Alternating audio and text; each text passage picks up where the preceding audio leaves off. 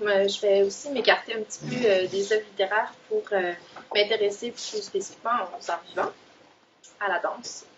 Donc, les danseurs et danseuses contemporains sont généralement considérés comme des êtres tout à fait normaux et même des corps entraînés, la plupart du temps minces et musclés.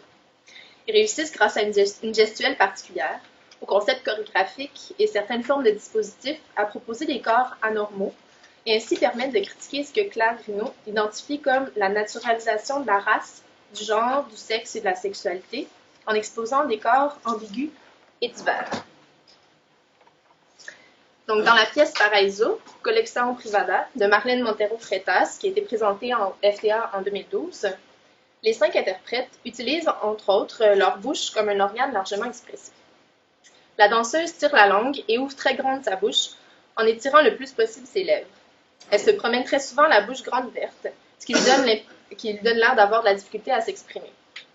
Plus tard, les danseurs, dont l'intérieur de la bouche va devenir coloré, vont baver du liquide bleu. Ils disposeront des objets, un harmonica, des petites boules, ou leurs mains à l'intérieur de leurs joues qu'ils vont étirer au maximum. Cette tension constante, en plus d'une gestuelle extrêmement agitée, toujours en résistance et en tension, peut donner une impression de douleur au public, de fatigue. L'empathie physique que l'on ressent comme spectateur nous amène à nous-mêmes ressentir leur épuisement, leur fébrilité, qui s'exprime par l'entièreté, c'est le cas de le dire, de leur corps. Ces performances, les danseurs offrent aussi tout un imaginaire des actions par la bouche.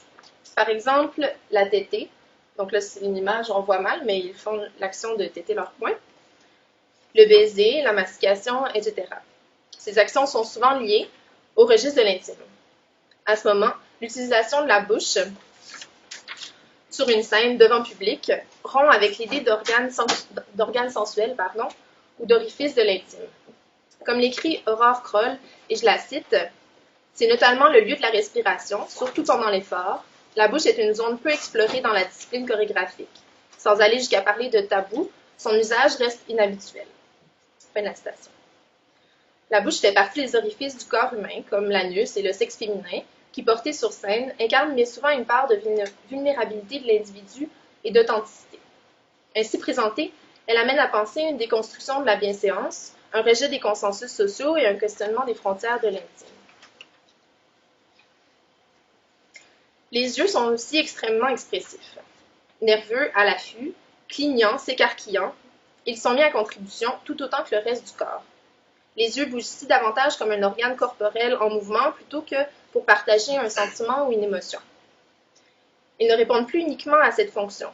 Durant une scène, Montero Freitas fait face au public, la bouche grande ouverte, les yeux écarquillés, qui louchent, silencieusement, puis accompagnée de plaintes graves, les jambes repliées en grenouille près du sol, elle étire son cou comme une iguane et explore l'intégralité des muscles de son visage.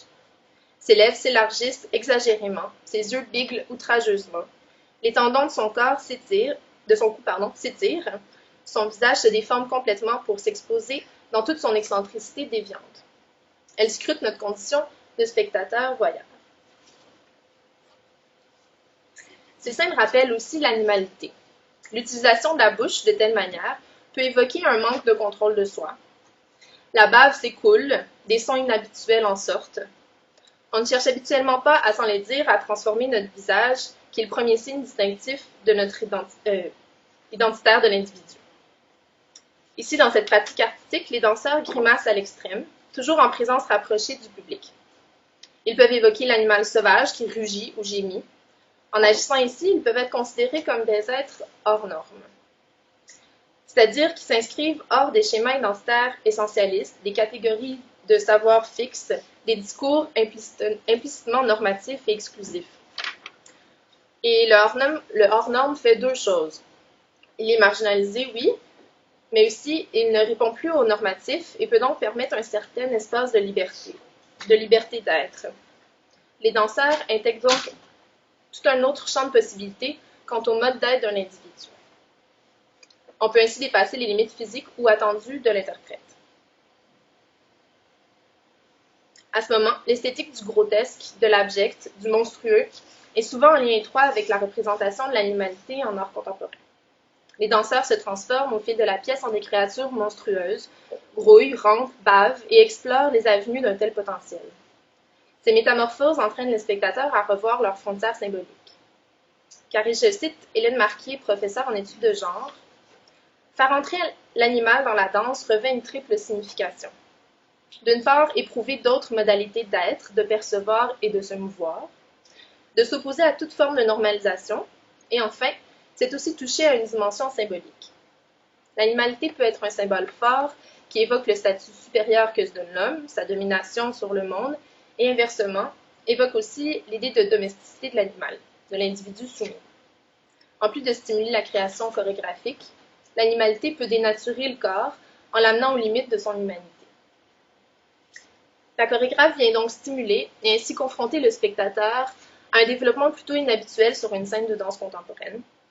Elle permet, je l'espère, de questionner nos propres modes d'être, nos préconçus, nos a priori, et de mieux comprendre ce malaise qui peut s'emparer du public lorsque certaines limites artistiques sont ébranlées.